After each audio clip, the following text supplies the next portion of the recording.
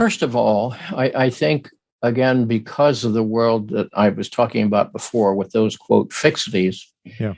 most men felt it was the suppression of the inner world that would help make them a better man, a better functioning man in the outer world. Well, we know better than that, because that's what produces depression. That's what produces all the alcoholism and drug use.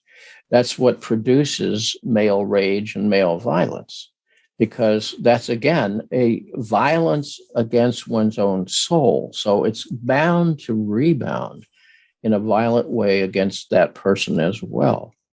So the invitation for a man today is to recognize his long-term guidance is going to come from within, as I was mentioning before.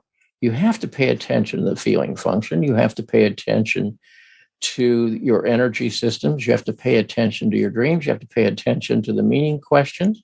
Because if you don't, you're going to be, you'll either be immobilized, and many young men are. A lot of young men are staying home with their folks, not just for economic reasons, but because they have no idea what they want to do with their life. And they assume that whatever that often middle class or upper middle class existence provides for them, that it's sort of guaranteed in the Constitution, rather than somebody had to go out and earn that, you see. So you have to sort of go back to the drawing board today in terms of what it means to be a man. I have a new book coming out in January called The Broken Mirror, which is about the difficulties of self-awareness. And in there is a chapter that looks like it's for therapists only, but it's not. Anybody can read it. And I look at what I call 3 different kinds of difficult therapy. One's with couples, one's with men, and one's with the philosophically immature. And all 3 of those groups of people are very hard to address psychologically. But in the question on men and the other 2 issues, what I do is provide a series of questions to be addressed. And those questions are designed to open up things from below and bring them to the surface and allow people to concern themselves with something larger than simply their goal-oriented behavior. You know, the elemental questions of life that historically were not even addressable because it was daily survival against the elements or hostile forces of one kind or another. By and large, for most people today, we have different questions that come to us. What is your life journey about at this stage? It may have been a certain, response to the necessity of your environmental demands at an earlier stage of your life.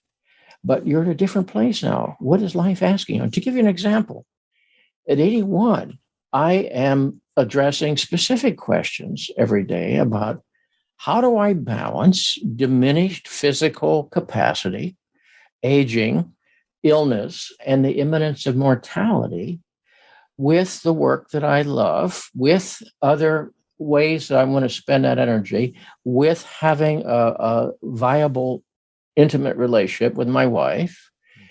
How do I juggle that? It's juggling some things in a new way. And I'm trying to address it as consciously as I can.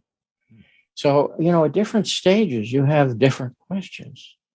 And, how many times I've heard people say, well, I want to do this or that, but, I had all these obligations. Well, yeah, at midlife, I had all those obligations. I just worked extra hard. I borrowed money. I paid off that money. I did extra jobs. When I arrived in Switzerland, and some of the loans that we had requested were delayed in arriving, I couldn't work legally. I didn't have a work permit. So I started cleaning houses and teaching English. Those were portable skills. And it was not easy. I was a tenured professor in America, but I was cleaning people's bathrooms in Switzerland. And I never resented it or regretted it because I knew why I was there. I didn't know where it was going to take me, but I knew that's where I needed to be. So in time, I was able to get work permits for teaching at a higher level and so forth. So it all worked out. But that first year was very, very difficult. Yeah. So you go through something, if it's meaningful, you get through it. If it's not meaningful, there's no payoff ever. You're just miserable all the time.